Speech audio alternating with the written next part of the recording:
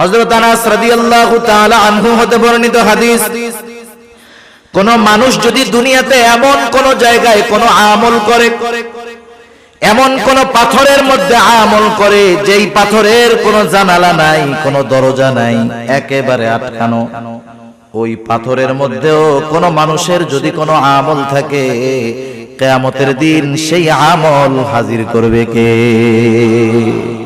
আল্লাহ তাআলা কোরআনুল কারীমের মধ্যে বলেন, ওয়ানাদাউল মাওয়াজিনাল কিসতা লিয়াউমিল কিয়ামাতি ফালা তুযলামু নাফসুন শাইআ ওয়া ইন কানা মিসকালা হাববাতিন মিন খারদালিন আতাইনা বিহা ওয়া কাফা বিনা হাসিবিন। আল্লাহ তাআলা বলেন, আমি কিয়ামতের দিন ইনসাফের বিচারালয় কায়েম করব, ন্যায় বিচারের আদালত কিয়ামতের দিন আমি আল্লাহ কায়েম করব। বাস্তব কথা, তিতা লাগলেও সত্য কথা, দুনিয়ার আদালতগুলোর মধ্যে ইনসাফ নাই, বেইনসাফি ভরা। এখানে যদি একটা ইনসাফ হয়, বেইনসাফি হয় হাজার হাজার, কিন্তু আল্লাহ তাআলার আদালতে কোনো বেইনসাফি নাই।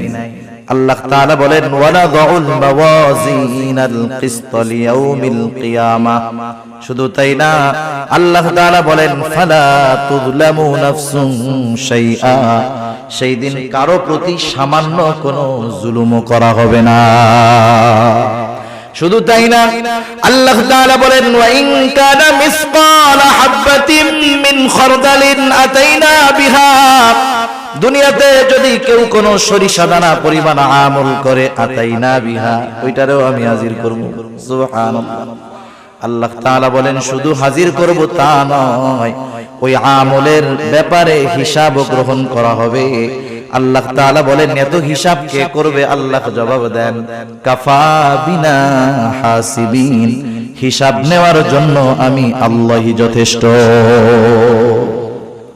হযরত লোকমান সন্তানরা এই কথা শিক্ষা দিচ্ছে, বাজার তুমি হয়তো আমার সামনে পীর সাহেব হয়ে থাকবা, কিন্তু তুমি যখন রাত্রে বেলা রুমের মধ্যে দরজা আটকাইবা, ওয়াইফাই লাইনটা দিবা, গুনাহ করবা, পাপ করবা, আমার সামনে তো তোমার মতো ভালো ভদ্র আর কেউ নাই।